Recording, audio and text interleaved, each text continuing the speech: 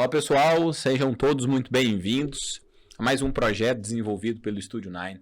Estamos aqui no AgriTalks, esse podcast que nasce com o objetivo de conversar com você, produtor rural, pecuarista, apaixonado pelo assunto, você que cria gado de corte, gado de leite, você que está na lavoura. Aqui a gente vai falar de agro, nós vamos falar de agronegócio, nós vamos falar de negócio, nós vamos falar de pecuária e nas N formas de você produzir proteína, né? Enfim, eu não sou especialista da área.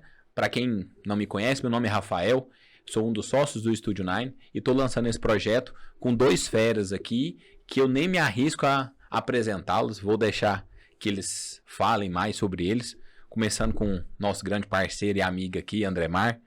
Seja bem-vinda, Andremar. E saiba que depois de hoje, eu não mais aparecerei nos microfones, ficará a cargo de vocês. Tá joia, Rafael. Obrigado. Obrigado ao convite seu, do Cássio. É uma honra estar participando e para mim é novidade também. Estou aprendendo junto com vocês. Essa linguagem aqui é completamente nova para mim. Meu nome é Andremar, como o Rafael disse. Eu sou médico veterinário de formação. Trabalhei por muitos anos com reprodução animal. Depois disso tive uma pequena experiência com o mercado financeiro. E no final das contas acabei, há 7 anos atrás, migrando para o mercado de nutrição animal. Enfim, acabei parando e atualmente hoje atuo dentro de uma multinacional. A gente tem um pouco dessa vertente da produção e do grande mercado, passando aí por dinâmicas do mercado financeiro, especulações, o que direciona a nossa produção, né? E o que pode ser tirado desse mercado. A nossa expectativa aqui hoje é de levar e trazer informações, né, a respeito desse mercado. Como você disse, falar sobre mercado financeiro ligado ao agro, falar sobre oportunidades, falar sobre tendências.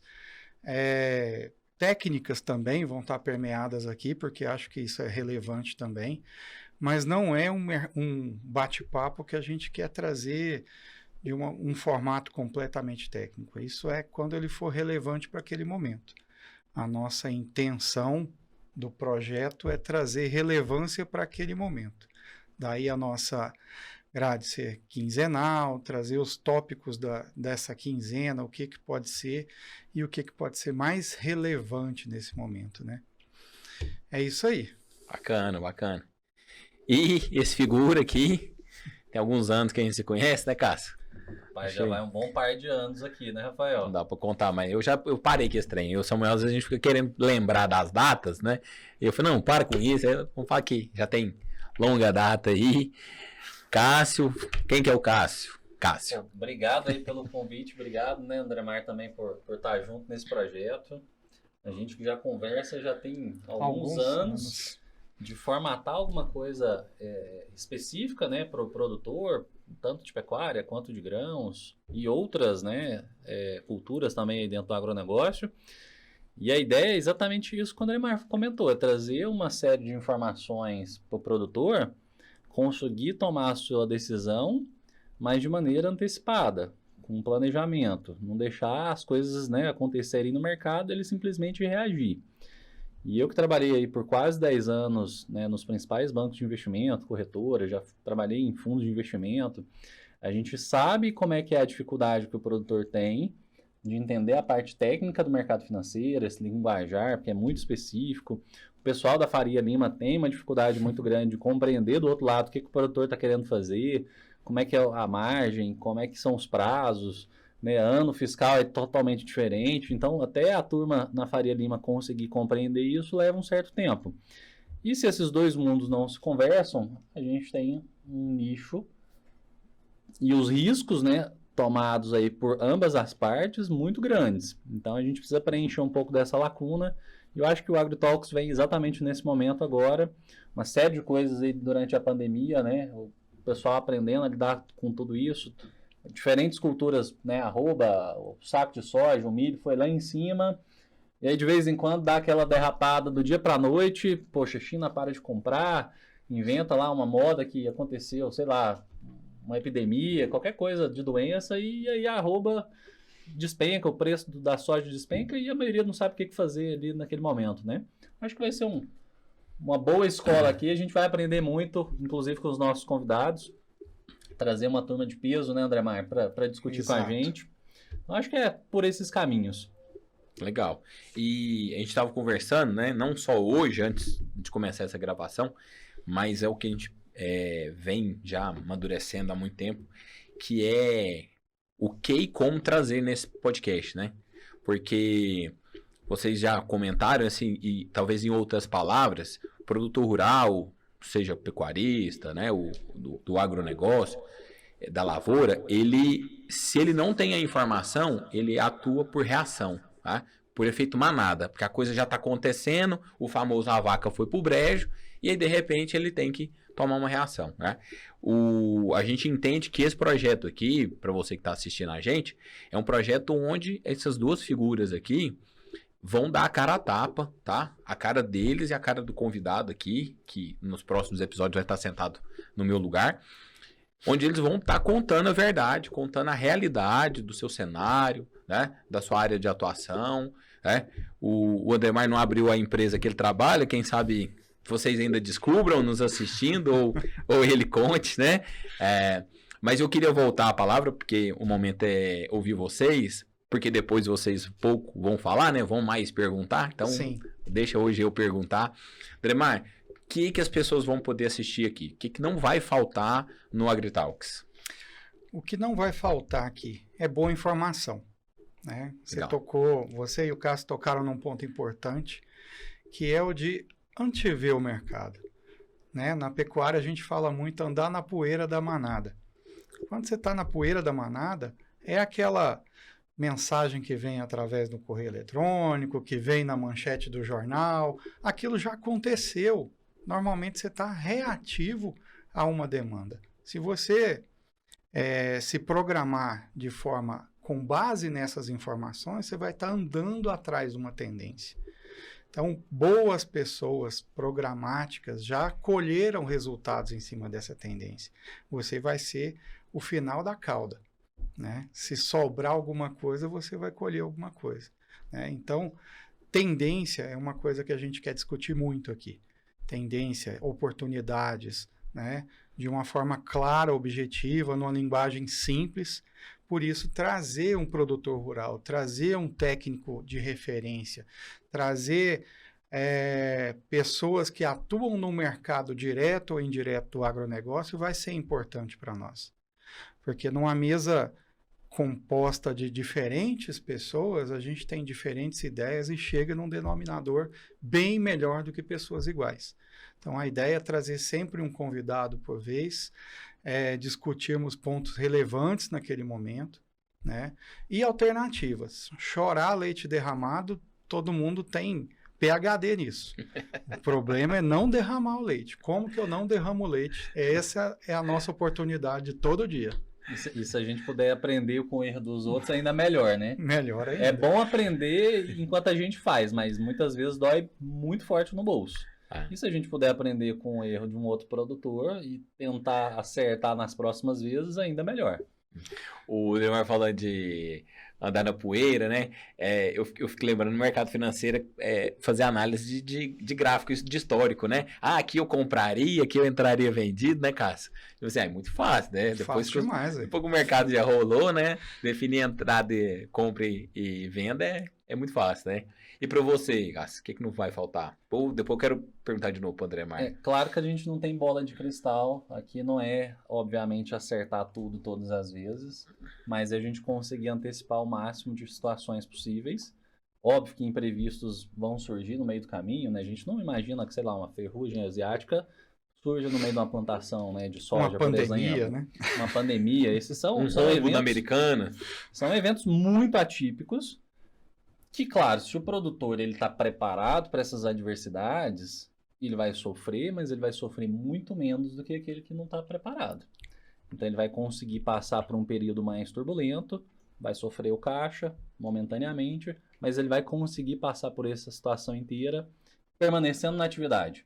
O problema é quando a pessoa está aventurando no meio disso tudo, às vezes ela tem uma outra atividade, e a gente sabe que, óbvio, aí muitos médicos, por exemplo, dividem essas funções, né? Poxa, às vezes é dono do hospital, de uma clínica, e para diversificar os investimentos, ele começa a fazer pecuária, por exemplo. Sim. Extremamente normal aqui no estado de Goiás, mas quando ele não faz isso de maneira adequada, embasada, aí vira um problema. Aí ele não consegue nem fazer as duas funções direito. Então era melhor ele ter continuado só médico. Ou ele parte para a pecuária de maneira efetiva, mais profissional. Então acho que a gente vai trazer muitas informações, como o André Mar colocou aqui, importantes, aprendendo muito aí com os nossos convidados. E, poxa, um negócio que eu gosto muito é de defender o produtor brasileiro. Eu diria que aí para os gringos que vão nos assistir, é que aqui a gente vai colocar à prova que o produtor brasileiro, ele trabalha, ele levanta de madrugada, de sábado a sábado, domingo a domingo, e ele está ali para colocar o alimento na mesa dos brasileiros, não só dos brasileiros, mas no mundo inteiro, e que a gente é simplesmente o melhor povo no mundo para fazer esse negócio acontecer.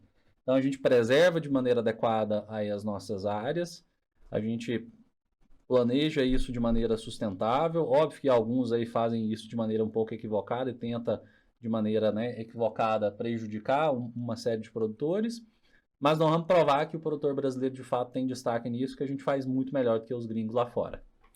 Esse é um bom exemplo da reatividade, né?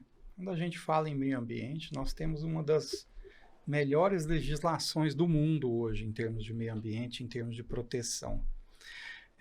Só que, via de regra, nós somos reativos a notícias vinculadas. Nós nos defendemos, nós contra-argumentamos, nós nunca colocamos ativamente essa política ambiental, né? O que o produtor rural faz de proteção ambiental. Uma conversa atrás, a gente falava sobre o exemplo do fogo, né? Muita gente coloca muito fogo como o destruidor do meio ambiente. Para o produtor rural, o fogo é uma tragédia na fazenda dele. Não é ele que usa o fogo como metodologia. E esse é um dos pontos que a gente precisa desmistificar também. Então, o exemplo de ser reativo ou ativo é de colocar as coisas de uma forma objetiva, clara, positivamente, e não se defendendo apenas, né? Essa é a tendência que nós queremos seguir aqui. Ser positivos e produtivos. Talvez as pessoas quem critica porque não tem, é míope, né? Não consegue entender o simples fato de que, independente da cultura que você maneje no solo, o solo tem que estar em alta performance.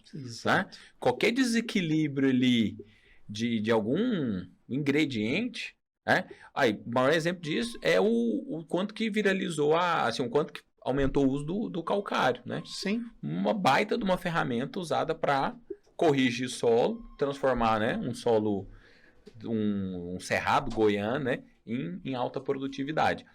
E eu, um pouco que eu conheço dessa área, os pecuaristas os que menos tendiam a corrigir solo, né? Sim. E hoje em dia eles já entenderam também, né? Hoje não é uma tendência, hoje é uma necessidade. Necessidade, exatamente. Então, precisa intensificar. Não dá. Antigamente você tinha, vamos falar assim, o gado de corte, ele entrava muito com a ração ali, e às vezes cuidava o de leite, né? Mas o cara do gado de corte extensivo, solta o gado no pasto, um coxo de sal, um bebedouro e espera engordar, né? Exato. O mercado em si, ele sofreu muitas variações nos últimos 50 anos da pecuária. A pecuária ela tinha um ganho de capital, um ganho pela valorização do principal ativo, que era a terra, muito grande.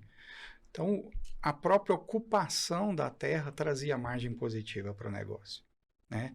Com o passar do tempo, foi se perdendo essa margem, né? Essa margem foi ficando mais estreita. Então, precisou se intensificar o uso da terra e colher mais resultados a respeito dela, né? Em cima do que ela produz. Então, nós saímos lá atrás, na década de 70, de 50%, 45% de margem, para os últimos anos, os últimos valores, entre 13% e 16% de margem positiva. Então, isso é realmente impactante. Se você não se tornar eficiente na produção, não é só o capital, a valorização do capital que vai remunerar a atividade, Então, hoje, intensificar a produção, como é feita na agricultura, é um grande passo para a manutenção da atividade hoje. E a terra foi ficando cara, né? Então, ou seja, você tem que produzir em área menor, né? Para produzir área menor, a área tem que ser... Mais arrobas por hectare ano. Essa é a conta. E esse é um ponto importante que você tocou, né, André Mar? Porque muitas vezes o produtor ele não conhece sequer as margens, os números do negócio. Isso. Então, como saber, na verdade, se ele está ganhando dinheiro ou se ele está perdendo dinheiro, se ele não faz a menor ideia do que está acontecendo? Eu acho que a gente deve discutir aí alguns indicadores.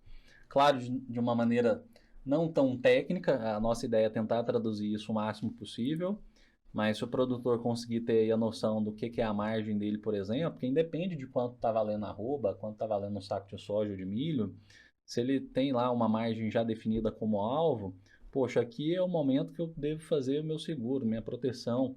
Então, para que eu vou ficar especulando, né, na bolsa ou no spot, no mercado aí, no dia a dia, sendo que já atingiu o objetivo que eu gostaria. Então, se a gente conseguir traduzir isso para o produtor, acho que a nossa missão aqui está praticamente cumprida. O Cássio, eu arrisco a dizer que a maioria dos produtores não tem uma meta definida de rentabilidade. Esse é um grande desafio, não só, na verdade, para a produção rural, para pecuarista, para lavoureiro, isso para qualquer tipo de investidor. Poxa, nos últimos 10 anos eu passei aí nos grandes bancos, nas grandes corretoras, e os maiores desafios era conseguir que a pessoa identificasse, poxa, eu gostaria de alcançar esse objetivo. Em 5 anos eu gostaria de trocar meu carro, ou eu queria comprar uma Hilux nova, ou eu queria viajar com a minha família, ou eu quero me aposentar. E o mais difícil de atender é o cliente que não sabe onde ele quer chegar. Porque você vai planejar o que no meio do caminho disso? Então, se a gente conseguir identificar isso, poxa, eu preciso intensificar a minha pastagem, por exemplo. Poxa, hoje ela está num determinado patamar e eu preciso fazer correção de solo para, sei lá, atingir um outro patamar daqui à frente. Em quanto tempo? Em 5 anos? Porque não dá para fazer isso do dia para a noite. Não dá tempo. Você vai gastar muita grana e não vai ter um resultado tão efetivo assim. Então, você precisa fracionar, por exemplo, as aplicações aí de uma série de produtos na terra. Então, poxa, se eu gostaria de alcançar isso lá na frente, eu preciso me planejar antes. Eu acho que é por aí que a gente deve conversar aqui no podcast inúmeros pontos desses. Exatamente. Levantar seus custos e fixar seus objetivos é o ponto de partida de qualquer atividade. Conversava essa semana passada com um amigo que trabalha no agro junto com a gente, e ele, muito bem sucedido, inclusive, com uma empresa enxuta, equipe reduzida, então os negócios andavam muito bem, redondamente. Foi crescendo, foi ampliando e ele foi perdendo o controle nas suas mãos realmente, ele precisava de ferramentas. E a gente conversando essa semana passada, surgiu o assunto, você tem metas? Como é que você coloca metas? Quais são suas metas? Ele falou, nunca tive, eu tive volume de trabalho, sempre foi assim. E veio e aconteceu e tal. Falei, beleza, você é um cara que auto se motiva, se auto faz gestão, mas como é que você controla uma turma de 10 pessoas já? Como é que a sua automotivação contamina esses outros 9? Não tem como. Se você não deixar claro onde é que você quer chegar, qual que é o valor que você quer atingir com cada um até o final do ano, eles não vão saber para onde vão. É simplesmente falar, não, você precisa produzir. Tá bom, mas como é que eu faço? Para onde? Você precisa deixar esses valores claros. E o produtor rural precisa disso também. Ele também é uma grande empresa.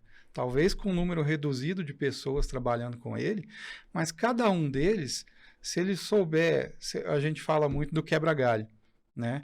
Então, hoje ele está regulando uma plantadeira, amanhã ele está trabalhando na vacina, no terceiro dia ele está fazendo cerca, no quinto dia ele montou num trator e foi distribuir sal.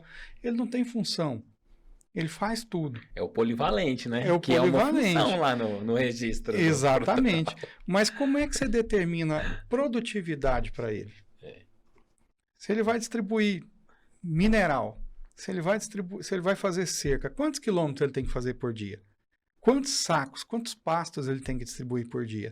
Você não consegue colocar meta, você não consegue ter um objetivo com esse funcionário. Por mais esforçado que ele seja, ele não vê o resultado dele colhido. Como é que ele se motiva com isso? como é que você remunera ele por objetivo? Não tem como. Parece muito estranho, né? A gente falando assim, mas a gente vai trazer para ter uma visualização dessas coisas de maneira mais prática, Rafael, depois. O André Mar tem aí uma série de dados, né? Com dezenas de produtores que ele já trabalhou nos últimos anos. E essa questão do desafio, né, da gestão de pessoas, ela é clara para todo mundo. É difícil hoje encontrar colaboradores para trabalhar em muitas regiões aí do país, porque muita gente, obviamente, migrou para cidades, mas a gente tem agora, né, nos últimos anos, a turma voltando para dentro das fazendas, com muito mais bagagem, muito mais informações, querendo, de fato, revolucionar aí as propriedades. E quando a gente começa a criar esse efeito de escala, porque uma coisa é você tomar conta de uma propriedade pequena, e ali você consegue estar de olho em quase tudo, todos os dias.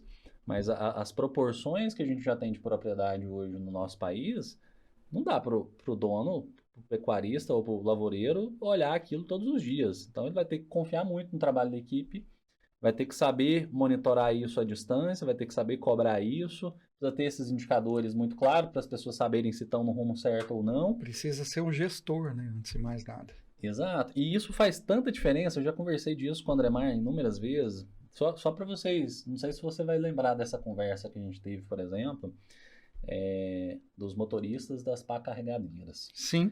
Dentro de confinamento, por exemplo, de gado.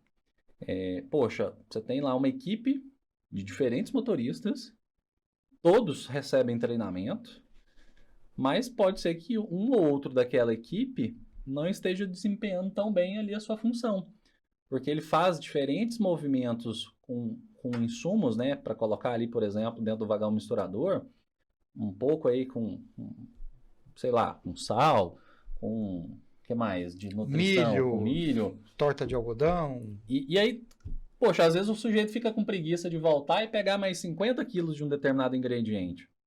E parece besta a gente falando isso de nutrição, mas 50 quilos numa dieta, que ela é colocada ali 3, 4 vezes no dia, né? Faz uma diferença absurda no final do processo de engorda. Com certeza. Faz aí 50 quilos vezes 10 vagões por dia, vezes 100 dias. 50 toneladas. 50 toneladas de um ingrediente. Foi a mais ou foi a menos. Isso vai mudar o resultado e vai mudar seu resultado econômico também. E aí, como é que faz para você saber se está certo ou se está errado, se ninguém está medindo, só olhando aquele negócio na hora que coloca na pá carregadeira, você não sabe quantos quilos de fato caiu ali de maneira efetiva, e aí no final do ciclo não sobrou dinheiro no bolso e falou, poxa, onde que é que eu errei? Ah, foi na proteção, no mercado financeiro? Foi na compra que eu paguei mais caro no gado? Ou foi no trabalho de casa? Então, assim, acho que a gente vai tentar trazer isso de uma maneira prática, bastante lúdica aí para os produtores, para a gente, de fato, saber onde que vai acertar e onde que a gente está errando mais e conseguir reduzir isso para, no final das contas, sobrar mais dinheiro no bolso. A gente falou muito de manejo, sim, né, de solo, de cultura. Eu queria que vocês comentassem um pouco sobre o que a galera aí vai conseguir assistir, ouvir da gente, sobre o mercado externo, né? Ou mercado nacional e internacional, né? A correlação hoje com Chicago, o Cássio já deu uma pincelada, às vezes, por exemplo, uma trava que uma China faz, né? Ou uma nova planta de abate que volta a operar, né? Queria que vocês dessem uma fala sobre... Uma coisa que tem que ser clara é que nós saímos de 4, 5 anos atrás de um mercado estável, com pouca variação, com baixa globalização, com uma influência muito pequena do mercado externo. Nós até 4, 5 anos atrás trabalhávamos para o grande mercado interno que nós temos. Nós alimentávamos o Brasil. Se você procurar registros recentes ou até dados históricos, até a década de 80 o Brasil era importador de carne. O Brasil comprava carne para o seu mercado interno. Importava da Argentina, importava de outras plantas aqui próximo. Todas as proteínas, ou mais especificamente mais especificamente o boi. Bovino. Tá.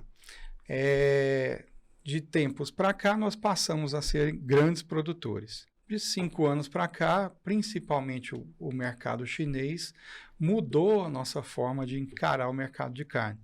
Então, nós passamos a ter um percentual cada vez maior, ano a ano, de mercado externo. O que isso traz? Isso traz, primeiro, uma oportunidade gigante de mercado, é óbvio, senão a gente não teria esse crescimento do mercado nos últimos anos, nós teríamos só o excedente voltado para o mercado interno. Deixamos de alguns mercados passaram a ser os pilares da nossa exportação, como Comunidade Europeia, entre outros, passaram a ser não os totalitários do mercado, mas diminuíram a sua importância, ou seja, nós aumentamos o nosso leque de clientes. Por outro lado, essa globalização nos traz uma volatilidade do mercado. Aquela volatilidade que você vê nos gráficos bonitos do mercado financeiro, que o Cássio é expert em falar, ela não acontecia no agronegócio. Você tinha uma tarifação no início do ano, uma tendência, aquilo você podia escrever na pedra, que no final do ano estava muito parecido, né? A não ser que tivesse algum evento abissal aqui dentro. Pelo contrário, esse ano, pela primeira vez na história, em 2022, nós perdemos a liquidez que o boi apresentava diariamente. Teve clientes, produtores que ficaram 20, 30 dias esperando uma escala no frigorífico. E boi, historicamente, você falou num dia, no outro dia você recebe o dinheiro na conta. Sempre foi liquidez imediata. Então, durante algum tempo, nós perdemos essa liquidez no circular desse 2022. Isso foi um evento que pode acontecer futuramente, como a gente teve o impacto, hoje a gente tem o impacto do Ano Novo Chinês, um período que o chinês para de comprar e ele retoma as compras após março, esse tipo de questão. Isso influencia o nosso preço da carne hoje. Então, nós vamos ser influenciados cada vez mais por eventos externos. Isso é regra. Não vai haver uma ruptura nesse processo. E a gente precisa estar cada vez mais antenado com o que está acontecendo lá fora para se proteger aqui dentro. E esse é um dos grandes motes desse programa, da gente discutir esse tipo de alternativa. Bacana. Pode dizer, então, assim, que o ônus e o bônus da abertura do mercado estrangeiro para proteína animal? Com certeza. Com certeza. A gente ganhou escala, né? Conseguimos produzir mais porque a gente tem mais clientes querendo comprar, mas ao mesmo tempo a gente ficou mais exposto a políticas internacionais, condições de outros países. Sim, com certeza. Nós nos tornamos protagonistas na produção animal. Isso é fato. Mas graças à abertura do mercado externo. Só que quando você abre o mercado externo, você para de dominar o seu cliente. Quando você trabalha só para o mercado interno, o cliente está aqui. Né? Você passa a ter um outro lado da mesa, que é o cliente, é o comprador e o vendedor. Então, isso influencia diariamente o seu mercado. Então, nós vamos conviver com isso para sempre. Na medida em que a nossa produção cresce, nós somos... temos a responsabilidade de digitar algum lado desse mercado, só que o outro lado, o lado que paga a conta é o cliente. E a gente sempre entende que o cliente tem razão. E a gente tem que entender, né, Rafa, porque o produtor ele está provavelmente no setor que ele mais tem riscos, né? E riscos que eles não conseguem controlar. Você não sabe se vai chover, se vai fazer sol, se vai ter um efeito climático totalmente adverso, praga. Poxa, não só aqui, mas do outro lado do mundo, se isso influencia, né, demanda, oferta, dólar, como é que é o impacto disso, juros, se eu estou alavancado, se eu não estou. Então, assim, tem uma série de situações que a gente precisa ficar antenado e ter essas informações de maneira prévia faz muita diferença. Então, eu estava discutindo, por exemplo, essa semana aí com o André Mar, algumas informações, por exemplo, de soja americana. Que a gente teve agora nos últimos 15 dias em volume de embarque, o que a gente provavelmente veria nos próximos 6 meses. Então, poxa, soja americana para embarcar, por exemplo, para a Ásia, tá pequena, tá com, né, um tamanho de possibilidades ridícula. Então, poxa, se o produtor ainda não se atentou a esse fato, às vezes ele já está vendendo a soja dele agora de maneira bastante antecipada. Tem produtor, inclusive, que é natural, na verdade, na lavoura, se negociar 1, 2 safras para frente por nível de alavancagem. Às vezes não deu para se preparar direito pro financeiro disso, mas é um problema. Se eu conseguir reter meu estoque dentro do armazém e conseguir esperar isso, às vezes, para um melhor momento de negociação, pô, já seria fantástico. E é o que a gente... Uma tendência, não estou cravando, né, dados aqui falando que isso exatamente vai acontecer. Mas a tendência nos mostra que a cotação, por exemplo, de soja deve subir aí nos próximos meses por conta disso. Porque a safra americana não vai conseguir atender toda a demanda, principalmente que os chineses têm. Exatamente. E tudo está interligado. Se a gente pegar o mercado da soja, do produtor de soja, está interligado com a pecuária.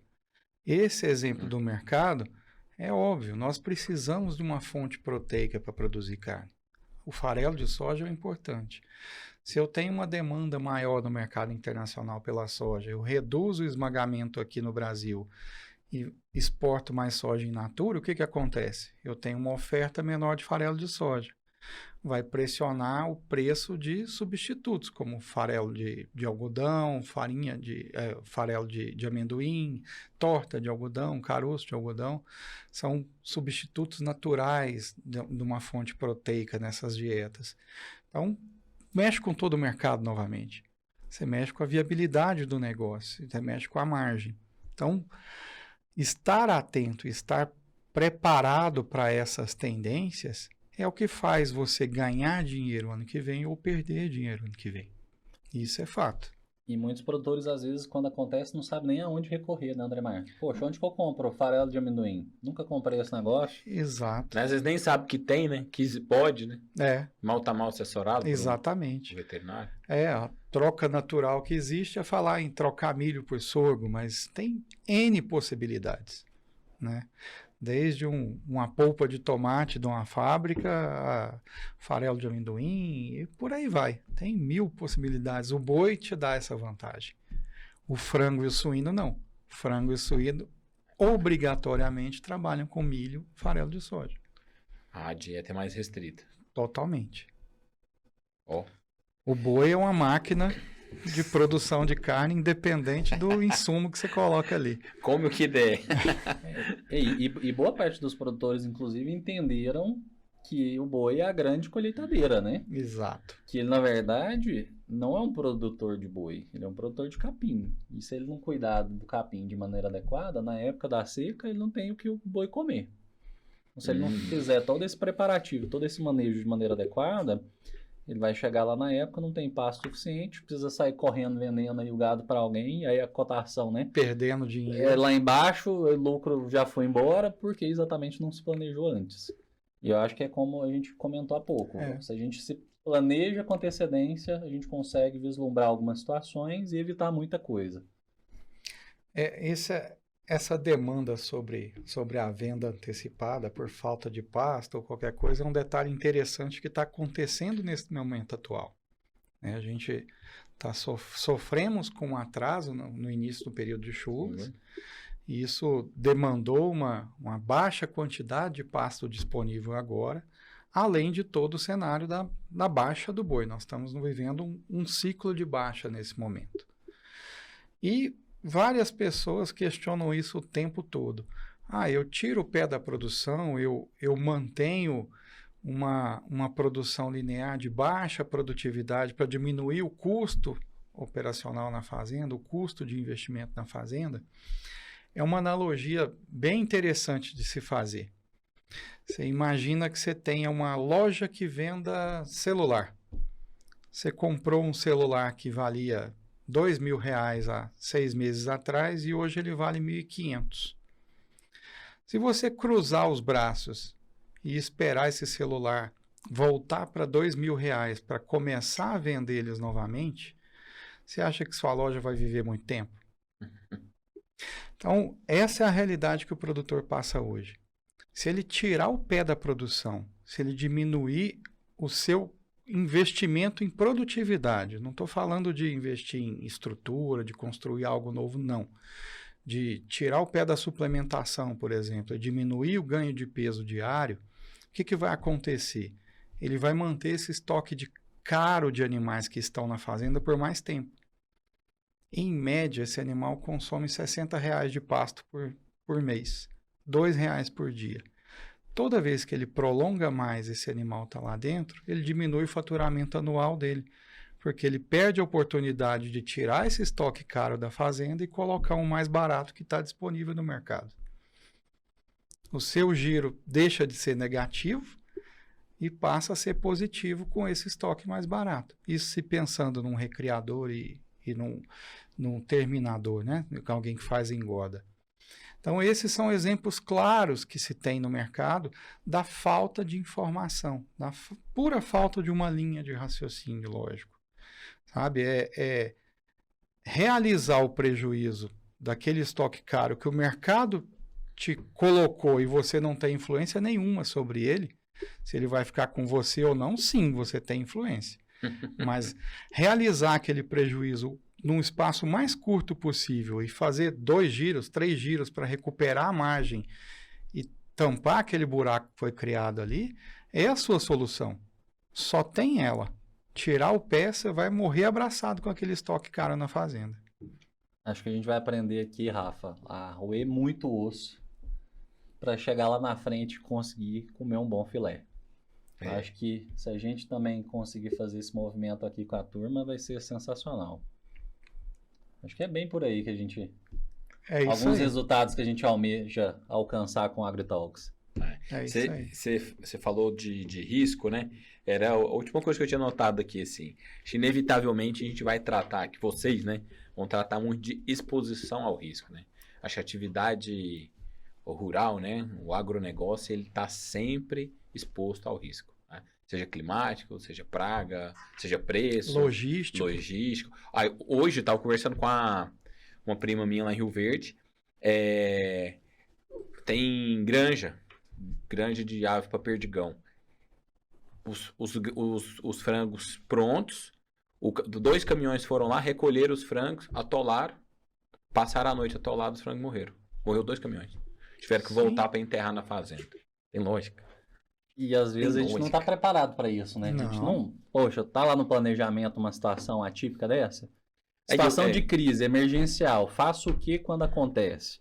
Acho que para quem viu a situação aí de lojas americanas, não é do agro, mas acho que vai respingar em todo mundo, inclusive no agro, que essa questão contábil, toda a preparação de documento de auditoria, poxa, como eu lanço um momento de crise? O que eu faço? Poxa, aconteceu aqui o problema.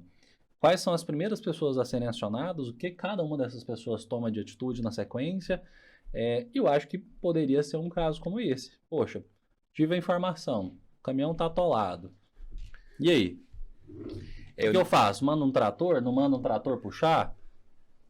Provavelmente teria saído um custo muito mais barato do que ter, né, perdido 2 caminhões de frango. Eu nem perguntei para ela, mas eu acredito que nessa situação o risco já não era mais dela. Porque a Perdigão já tinha recolhido, né, as aves. Não? Com certeza a Perdigão deve ter seguro para isso, mas como é que fica a meta dela? Porque o caminhão não foi pesado, né? Para saber quanto que engordou. Como é que fica na meta de produção dela? Porque ela tem uma meta com o frigorífico. Exatamente. Esse desafio logístico está presente na grande maioria das propriedades. Uma simples ponte que roda numa chuva forte como a de hoje, você perde 10 dias de acesso, 10 dias a uma diária aí de 18, 20 reais dentro de um confinamento é 200 reais. Se esse animal não precisava estar lá, né? Você está tirando da margem para manter ele lá. Imagina o lavoureiro que não tem aí armazém dentro da fazenda, não tem o silo bag já preparado, período bastante conturbado de chuva, né, em várias regiões. E aí, vai deixar o grão ficar ardido, cada vez mais úmido. Então, poxa, 10 dias de chuva, se ele não colher esse negócio aqui, faz uma diferença absurda. E esse desafio ele é enfrentado diariamente pela maioria dos nossos produtores. Então, como se prevenir com ele? Né? Como eu me torno mais eficiente versus esse desafio, esse risco? Esse é um dos pontos que a gente quer tratar aqui. Bacana. Considerações finais aí? Poxa, espero que... Fazer um convite pra galera. Espero que você que está nos assistindo aí até agora já tenha deixado o seu like, Verdade. A gente quer muito contribuir com vocês. Se tiverem dúvidas, sugestões de conteúdo, de convidados para a gente eventualmente trazer aqui no podcast, a gente vai olhar isso com muito carinho. A gente de fato quer contribuir. A gente sabe que de fato o brasileiro sofre muito no dia a dia, mas no final do ano ele fica muito feliz em colher, em vender o boi, sustentar ali a família, né, com muito orgulho. Então acho que a gente precisa mostrar esse Brasil aí para todo mundo conhecer um pouco melhor. Exatamente. Eu acho que passa pela nossa valorização do agro. É uma grande locomotiva do país, se não da América Latina. E a gente falar do agro é falar de produção, é falar de desafio, é falar de meta, é falar de um orgulho nacional realmente. Eu acho que a gente tem uma boa oportunidade de uma mesa que a gente quer torná-la graduada aqui num bom bate-papo, e convido todo mundo a participar conosco, a deixar seu like, a deixar seu comentário, sugestões, pautas, convidados, isso vai ser muito bem-vindo e analisado com muito carinho por todos nós aqui. É uma honra estar participando com vocês, eu de antemão agradeço mais uma vez a sua audiência, né? E ao convite de vocês dois também a participar daqui. Espero que a gente aprenda muito juntos aqui. Bacana, de bola. Muito obrigado então aí pela participação. Me despeço aqui e deixo então vocês a partir de hoje aí no AgriTalks com esses dois feras aí. Um abraço. Até mais. E fica antenado. Primeiro episódio de estreia com convidado, Aurélio Bittar. Poxa, a família que vem na histórico de produção de pecuária absurdo, família libanesa. Então, já fica atento aí e clica no episódio para assistir. Um abraço. Obrigado, boa noite. Falou.